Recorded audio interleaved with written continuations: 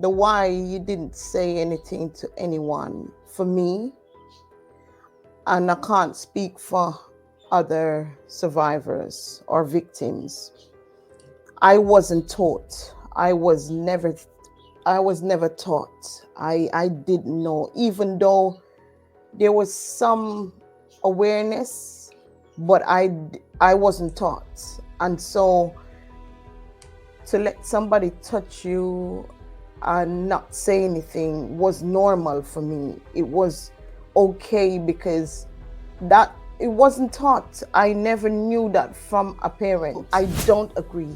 I don't. I believe whatever our generation has gone through, it's a choice.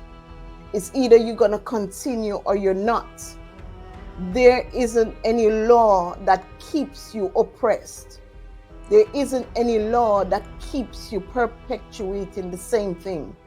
Because the thing about trauma that people don't understand, it's not so much of the thing that happened, it's the fact that you go through it alone with no one to help you process it.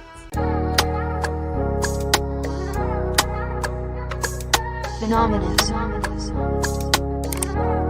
Coding.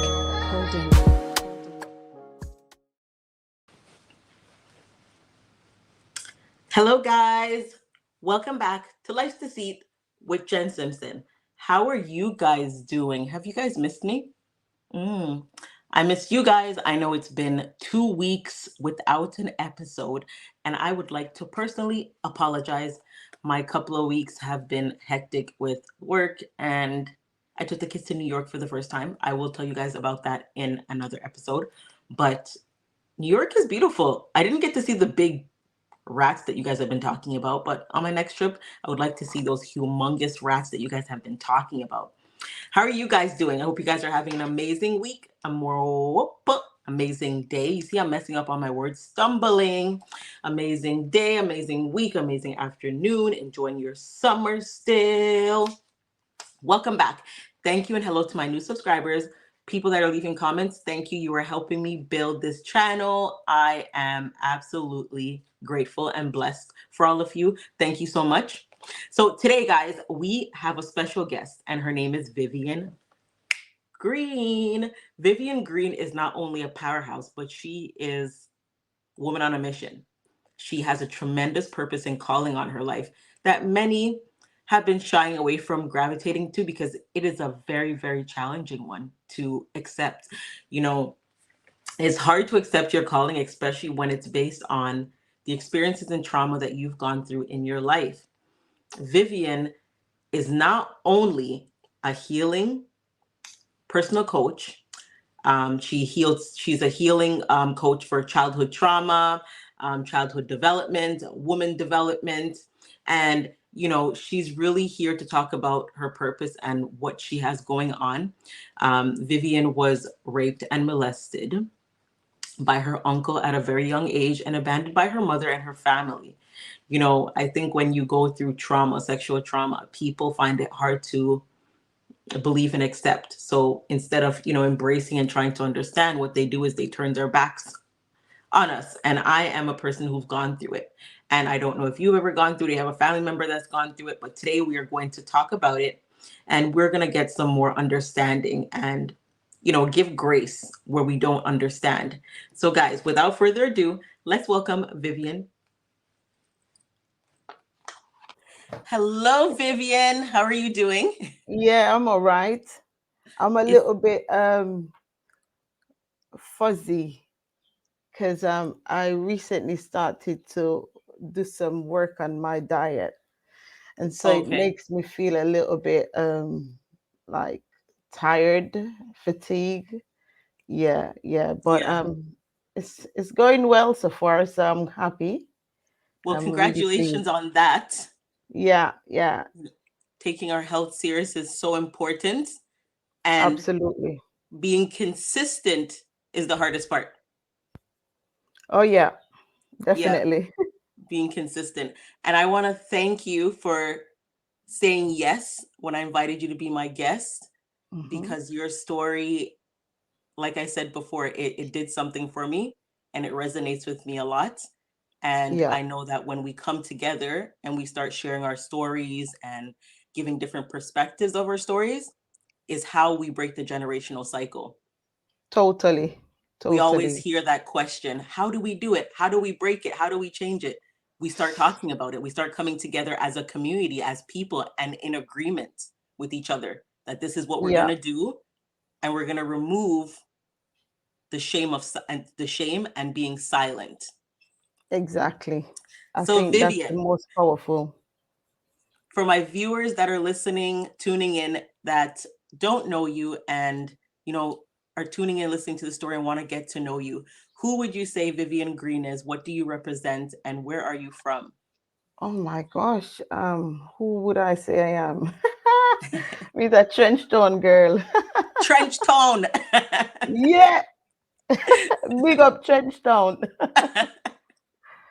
Yeah, so I would say I'm a loving, kind, um, generous person. Um, and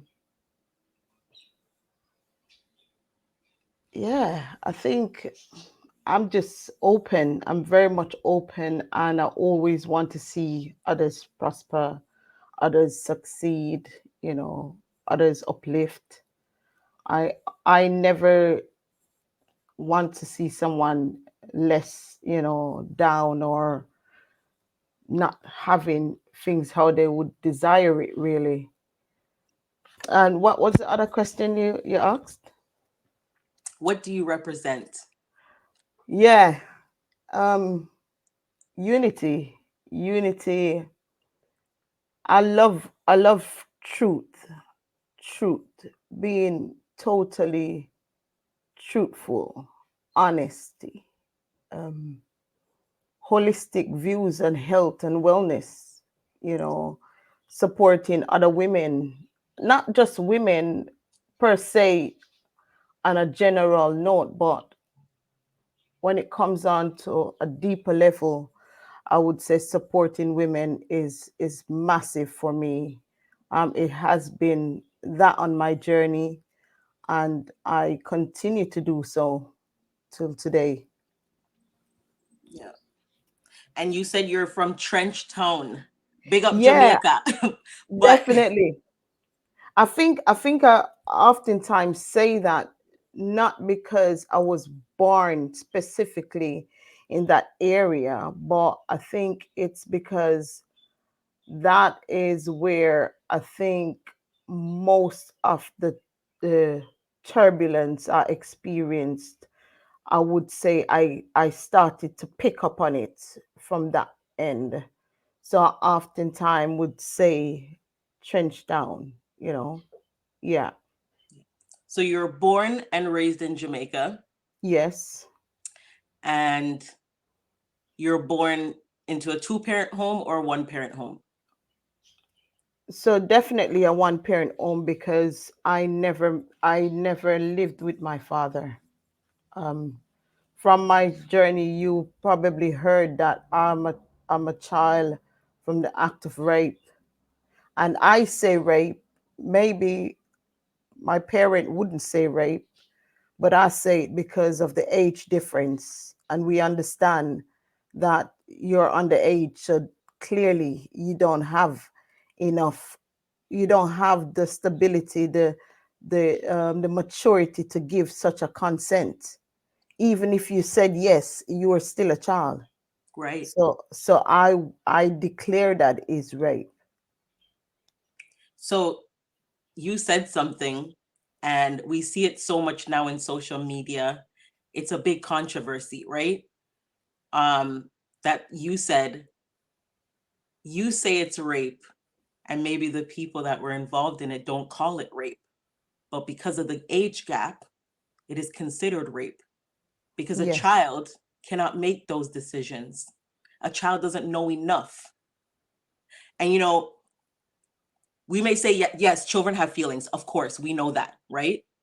And I think we have to understand that children see things and they're exposed to things, but they don't understand it. They totally. may want to try it because they see it. That doesn't mean that it's right or they understand it. It's like, back home, your parents will tell you, don't touch that. Don't touch the hot stove. But they don't say why. They just said, Pitney, not touch your stove. But you want to touch it to feel what it feels like. She said, don't touch it, but why not? Why can't I touch it? Then when you get burnt, you learned that lesson. So you see the controversy right now with a lot of celebrities and people, and we see the age gap, and people are saying, well, it's not wrong because the child was involved in it. They knew what they were doing. They didn't say no. But you don't have to say no for us to know that it's wrong. Right? Yeah. So my question is, you said that your dad didn't claim you in one of Yeah. your interviews. What Yes. was that like? How did you know that your dad didn't claim you? So it was mostly to do with, even though, because now let me just go back a little bit, if you don't mind. Yeah, So that's okay. how I came to the understanding that it was through rape. I had a copy of I've seen my birth certificate from I was very young, but it didn't make any sense. It didn't connect. I could see the age, I could see who's on it, but it didn't make any sense then. But it was as I continued to go through my different process in healing, that was when it started making sense. Mhm. And now, to answer that question, that he didn't claim me, is because there was never any interest in me. I can't remember, even though there was contact with him, there wasn't any connection, there wasn't any bond, there wasn't anything that says I'm his child. And I had another sibling from his side who you could see that he wanted that, he he cared about that particular child, but not for me. So for me, that is clear that he didn't claim me, even though I bear his name to some degree. you know it just didn't make any sense. I was always and oftentimes being told, "Oh, your poop on a gear, nothing," or you could see the treatment. You pick up from early that the other children were given certain things, even though you Yeah. could see that there is something different about you. It wasn't hard, it was very noticeable. Mhm. And so that was how I knew that I was definitely an unwanted child. Right. Now, you mentioned seeing the birth certificate and the age gap between your mom and your dad. What was the age gap? So he was 23 and she was 15.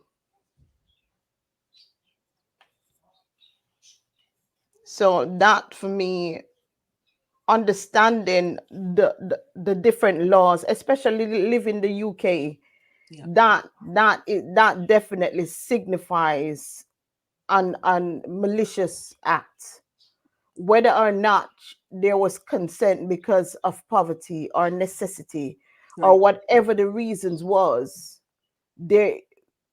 And I'm saying that to say that I don't think that people really understand the detriment of that, because I think it was yesterday or something, I was having a thought, and I was thinking about this very same thing, and I was saying that how, as a young girl at that time, being being in the position where you give yourself for things, all because of the need or lack, not because of you wanting, because no child in themselves would be sitting down thinking, "Oh, I want to see James and Tom and Stephen." Like, you Right. don't, there is no part of you that wants that. You know, this is such a deeper thing that people don't try to understand. And it's funny you said you thought about that, because I thought about the same thing. A lot of people, their first question is, why didn't you tell? Why didn't you do? It's always a why, right? Or they try to rationalize, why wouldn't you go to your parents? Why would you take so long? Why would you not run away? You don't live with the person. How did you put yourself in that situation? But they don't realize that there's so many aspects to it. Like you said, the necessity.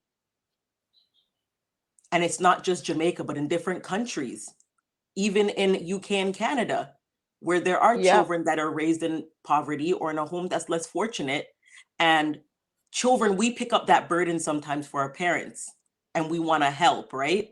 So now Yeah. an older man comes along who is a predator and he offers you something that you know that's a necessity for you and you need it right now. Your family needs it and you rely on Yeah. it. And there's no other means. So you don't speak. You allow the predator do what they want to you just to get those necessities in life, right? Wow. So I don't think people understand that they're so, and it's funny, I'll give you an example. Like for me, when I saw your interview, I said, oh my gosh, this is louder than we are making it. It needs to be a sounding board. And I use that word a lot because it needs to replicate through the earth that this is something that we need to pay attention to. And it's sometimes it's unintentional as parents that we burden our children, but the words that we put out there.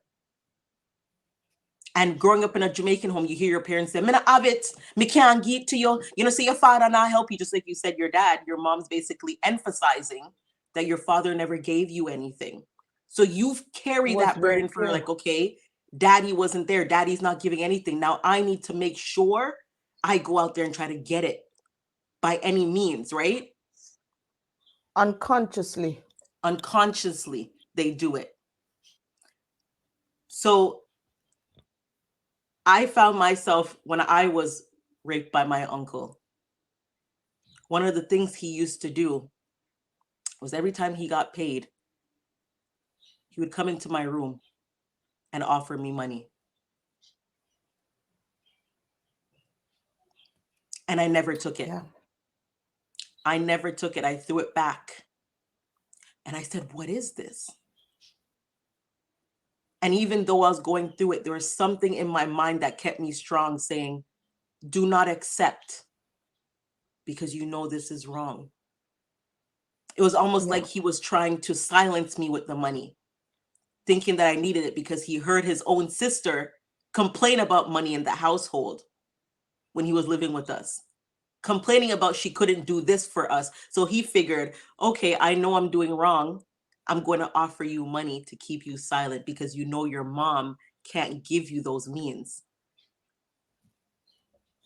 So when you speak about the age gap with your mom, it's so funny how, you can watch as you get older, how generational cycles repeat itself in different Totally. forms. Um, I think the why you didn't say anything to anyone for me, and I can't speak for other survivors or victims. I wasn't taught. I was never taught. I didn't know, even though there was some awareness, but I wasn't taught. And so to let somebody touch you and not say anything was normal for me. It was okay because that it wasn't taught. I never knew that from a parent or a guardian. I wasn't taught not to let somebody touch your private, body privacy, no one not to body violate you. That wasn't taught. And so to me, in some aspect, and some people will not agree with me, but from the view that I have, I believe that it was also part of the construct. It was already structured for that. Like, it's like my life was already preordained to go through this. Because if it wasn't, then as a parent, because when I look at it, I was speaking to a friend of mine not long ago, and I'm using this to reference what I'm saying. I'm answering to that particular question, the why. You experience that same interaction, that your innocence been lost or stolen or taken from you, right? At the age of 14, you conceived, yeah, through that act. You gave birth a year later to a girl child, a female child, and you bring up that child, and you never taught that child anything about that horrific experience, even age appropriate. You never said anything. And then, if you look at it based on the process, at the same age, I experienced the very same thing. What if the divine wasn't have didn't held a protective shield around my womb? I would have then gotten pregnant, or maybe from what I heard, there was some erectile problem or some kind of problem with the male at the time. So maybe that's the reason why I didn't conceive then. Can you see where I'm coming from? So going back into the why you didn't say nothing to anybody. I wasn't taught. I didn't know anything about. The one thing I remember, and it's shameful to say this, when I started my period, the very first day I woke up and I saw that there was, spots on my clothing. I was crying because I thought I was hurt. So I went to my mother, or she saw, and the only thing my mother said to me was that when you start to see a period, you can get pregnant. That was it. I wasn't taught anything else. And so everything else that happened to me happened, and everything else that happened, and I didn't say anything because I wasn't taught. I wasn't taught to speak up. My throat chakra was closed up. There wasn't nothing to say. I was I was also a very Ill, what you call it, isolated child. You don't speak, you don't say nothing. You go to school, go to church, go to shop, and you keep your mouth closed. I wasn't acknowledged even as a child, so there was nothing to say. Yeah. Do you also believe that maybe, you know, I like to say there's a generation before our parents, right? Which is their parents, and then before their parents. And can you say that it's fairly that she wasn't taught either? And in doing that, she didn't take the time to learn any better to be able to teach you. I can agree to that because I understand. I Mhm. can agree to that. But I don't agree. I don't. I believe whatever our generation has gone through, it's a choice. Mhm. It's either you're going to continue or you're not. There isn't any law that keeps you oppressed.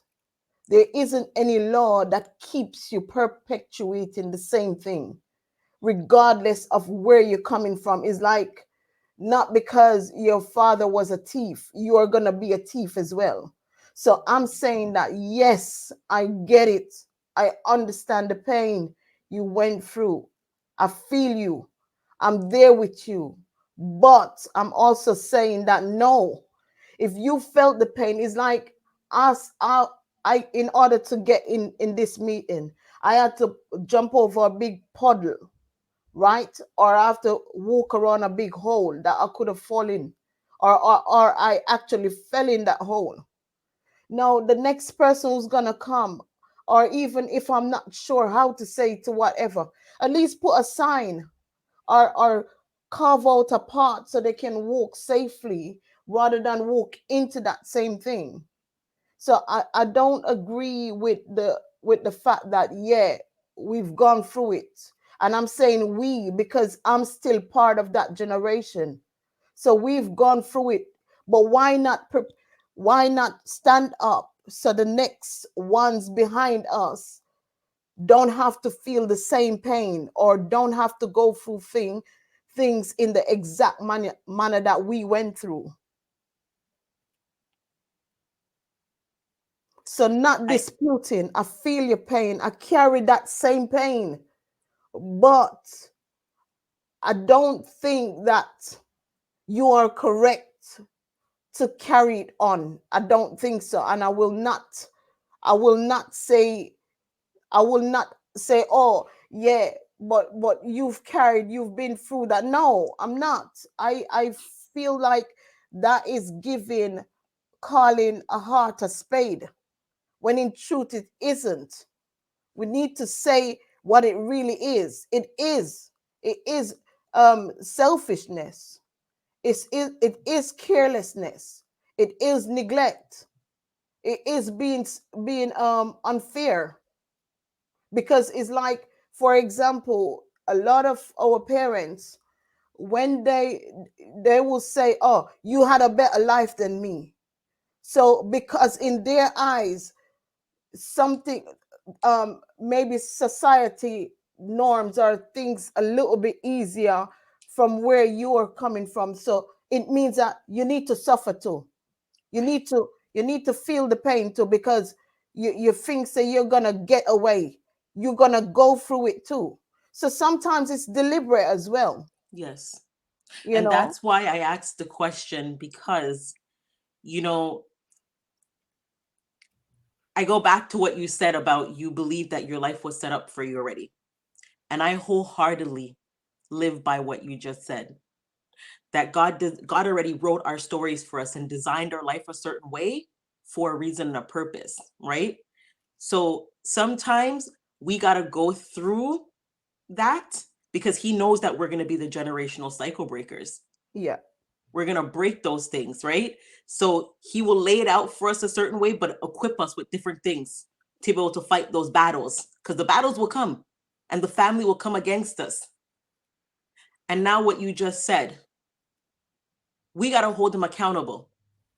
Yeah. And we can't just say, okay, they went through it and they didn't know any better. Because at what point do you want to learn better and do better for your children, for your family?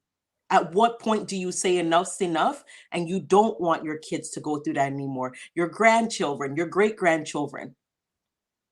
So I agree with you, because a lot of times you hear people say, well, you have to be understanding, they went through this and they did the best they could. They did the best they wanted to do, not that they could, because you can always do more. And I think that one of the aspect of that same thing is they did the best they could. No, that's a lie. That's Yep. not true. And we need to stop covering up, because this same thing, being in that, bringing that same statement or using that line, or um it's, they did what they could, or they never know any better. No, no, we need to stop that. That is the excuse. And yes, the divine already orchestrated things. Yeah, we get it. But also, there is a certain way how one can also support one at the same time, because nobody don't say you're not going to go through things, Right. but the depths of things, because no matter how strong you think you are, no matter how protected you are, or how guarded you are as a as a being, as an individual, you will still carry that wound. You will still carry it. It doesn't matter how strong you are, you will still carry that wound. And only you alone can carry that wound. Right? So I really don't accept it, and I will not, because I know well that if you speak up, then it will start generating some awareness, create some alertness, something. So even if something happens, the impact won't be so severe. You see where I'm coming from? So Yeah. I'm not saying that what you're going to teach your children is going to completely guard them and protect them and shield them. But I'm saying that if you start to share your experiences, share your story with your children, then you find that the impact, should something happen, is going to be completely different. Right.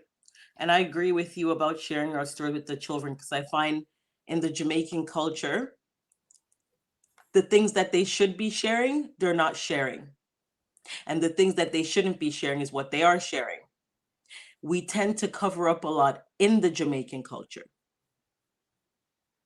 This is this is a cultural thing too, right? We hide a lot of things. So sharing it with our kids will teach them. It will educate them and help them along the way when they do go through those things. So I agree with you.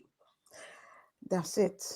Because And I know you grew up with a young mother, having a child at 14, that you don't have any experience on how to raise a child. There's certain people say, oh, you can't say that, but there's certain stages and levels you have to go through in life and experience to be able and to properly nurture, right? So, and that is why I don't cut you. That is why I'm saying what I'm saying. Because if you've gone through it as a young child, that is why your response should be different, right, because you know what it feels like to go through it from such a tender age. So when you speak up based on what you've gone through, you create a bond, you create a stronger force.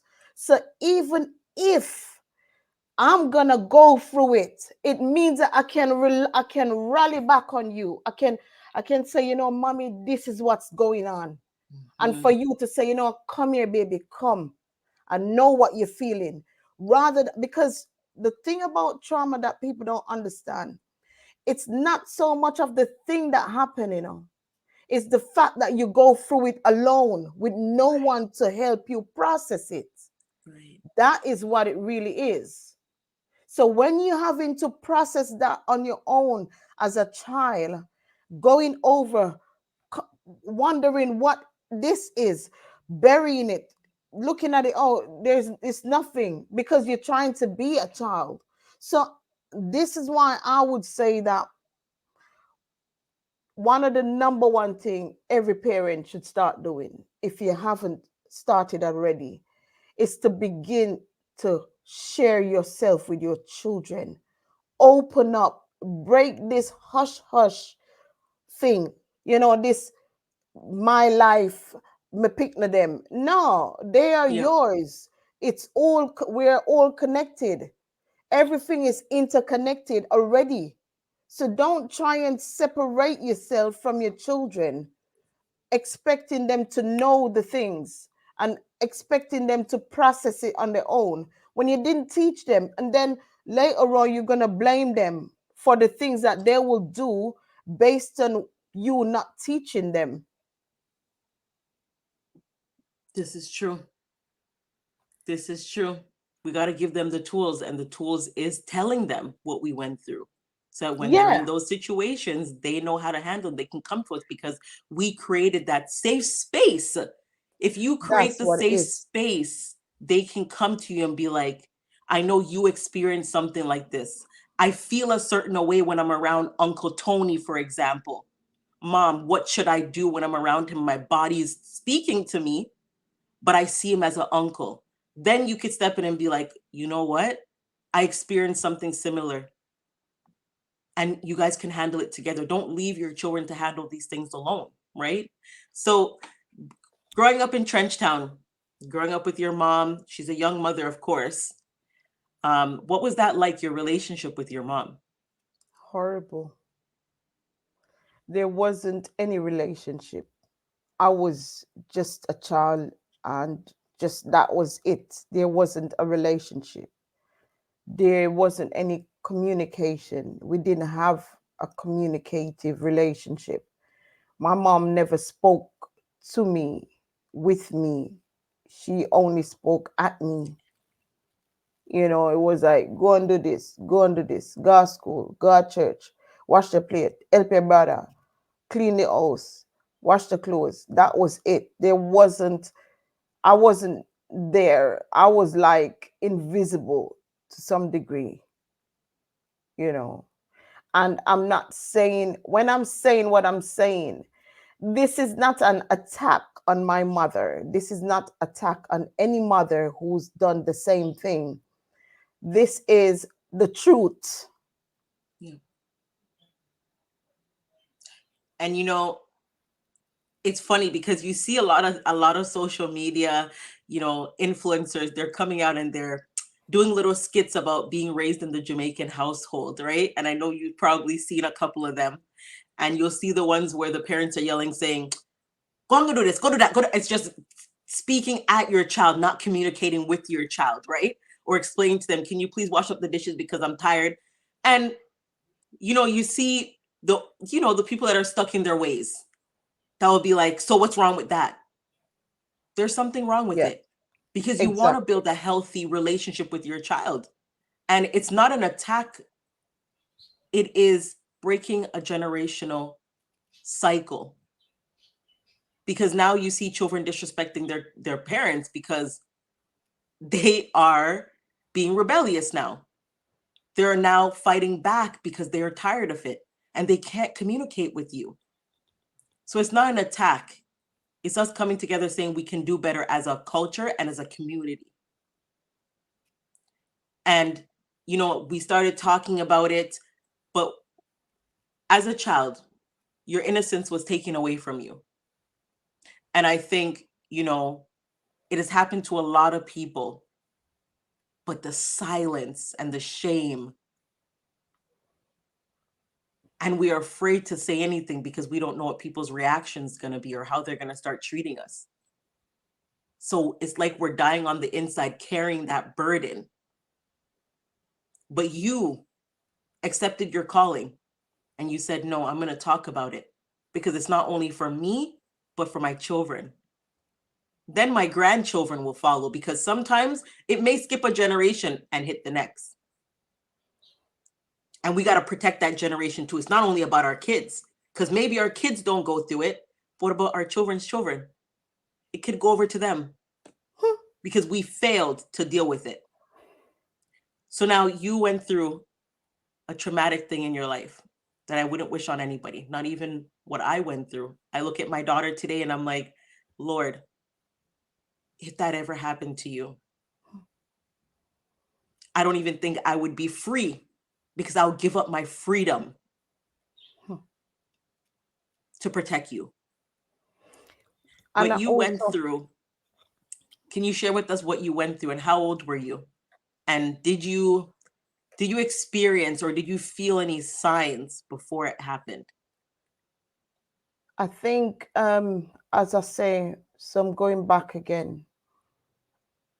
The way how I was brought up, it seems like everything, it was already orchestrated, that my life was meant to be like that. It's like, because I can't really speak for my mother, but I know a bit of her story.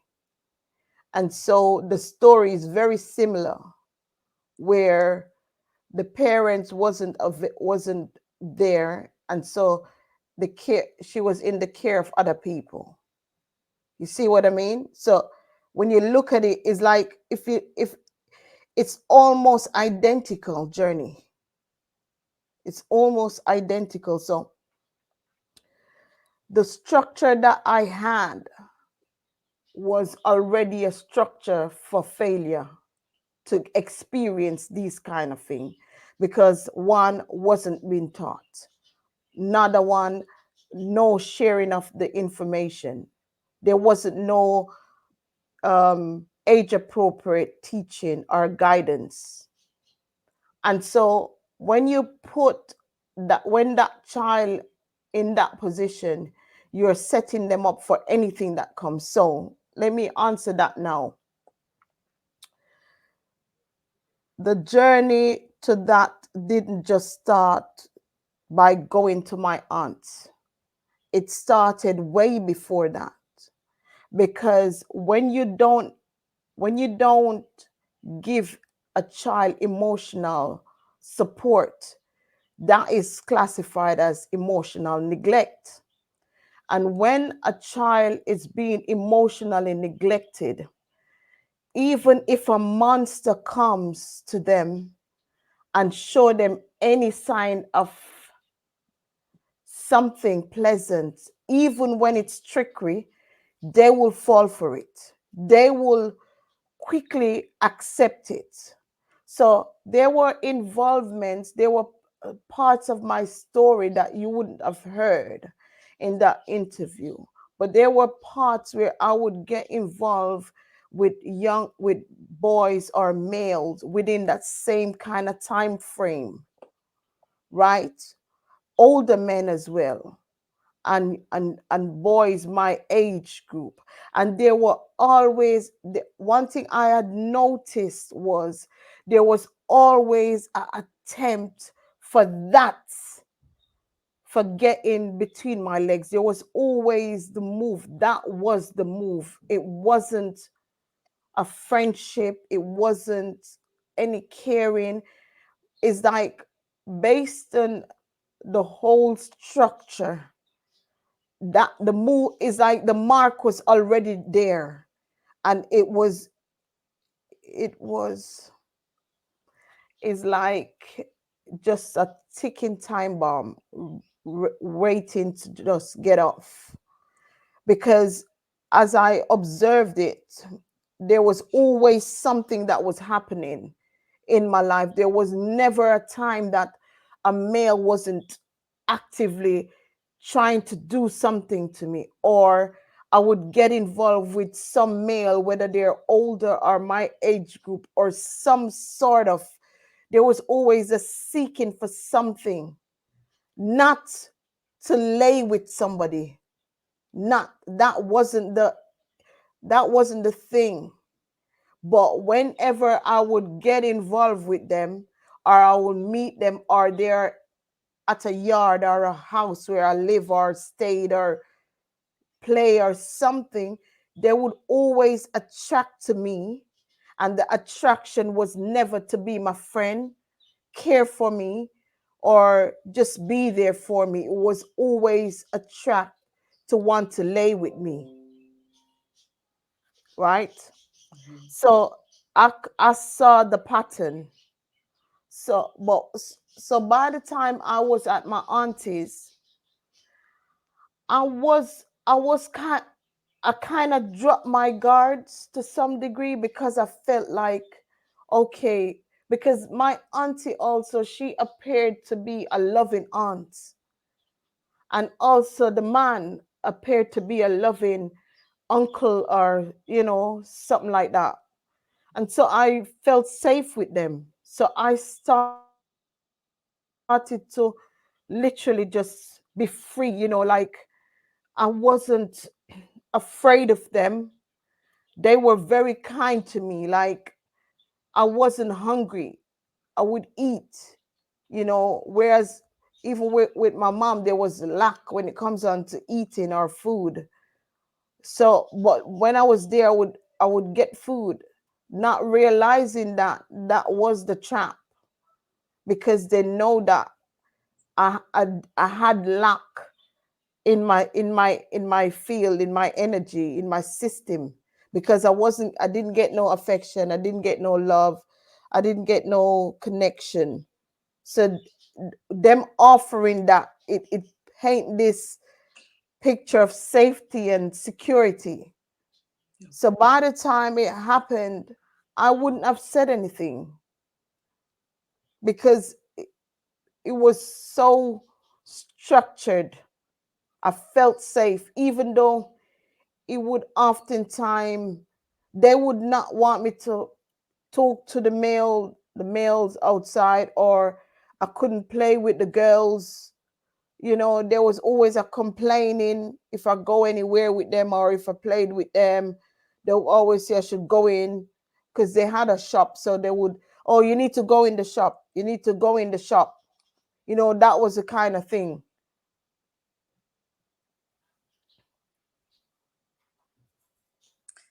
You said something. You said it was almost like there was already a mark on you. There was. And some people may not understand that and may not believe it. And this is why I said your story resonates with me so much, because I know what that means. Because I felt the same way, that there was a mark, there was a smell, there was some type of odor that told them that they could do certain things with me and I wasn't going to say anything. And I think predators know their prey Always. and they can pick up on it. We carry something, and I always say the eyes speak. Our eyes speak a lot. Our eyes speak 1,000 words in our body language. The innocence in our eyes and the journeys that we've already walked is in our eyes. And I believe that they can detect that. So they Very pick us much. out. And they know how to find that little crack that we have. Because although we put up this wall when we go through sexual abuse and trauma, whatever trauma, we put up this wall. And in our minds, we're like, okay, we're not going to trust anybody. We're going to try to look out for those things. They always know how to find a little crack because we're unhealed. Yeah. So I understand that mark that you're talking about. Yeah. And I think with your aunt and your uncle knew, and he knew what you were going through. So he tried to give you that niceness to try to get into you. It was confirmed as well. It was confirmed to them that they had the right, because as I mentioned in my interview, that when I was about 11, 12, my mom said something to me, and I still wonder how a mother could say that to her daughter, her only daughter, regardless of the circumstances of how she came in. I fell asleep, and children, they don't have no special way to sleep. They just sleep. Mm-hmm. And I remember my mom walked over me and said that the way how you open up only per wood out a road I wait for you. Yeah. And I didn't understand what that meant. But as I went through the process, I started to connect. But then after I went to live with my aunt, the day I think she brought me over there, she stood before my aunt and the man, and I can't forget these words that she said. She said that she take white foal's blood and wash her hands of me. And so, in other words, do whatever you will. I don't care. So she gave them the permission to finish the job, because she already Set the dented the tone. aura. So they already know that I'm not going to speak. I don't have a father. I don't have anyone else to go to. So now I'm at their mercy. So whatever they did, they knew I wasn't going to speak up, because I don't have a mom, I don't have a dad. So where you going to go? Like, that's it for you, technically. So that for me was the mark. That was the mark. She made sure. She made sure, for whatever reason. Can I get some tissue? Sorry. Let me just pause for a little bit. I need to That's okay.